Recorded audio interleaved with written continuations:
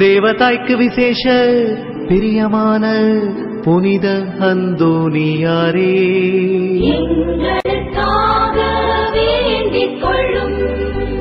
பக்தி ஸ்மாலக சபையின் நவரத்தினமான புனித அந்தோனியாரே, எங்களுக்காக வேண்டிக் கொள்ளும். பக்தி ஸ்மாலக பிரான்சிஸ்குவை உத்தம விதமாய் கண்டு பாவித்தவரான புனித அந்தோனியாரே, எங்களுக்காக வேண்டிக் கொள்ளும். ஆத்துமாக்களை ரட்சிக்க வேண்டுமென்னும் ஆவலினால் அப்போஸ்தலரான புனித அந்தோனியாரே, எங்களுக்காக வேண்டிக் கொள்ளும்.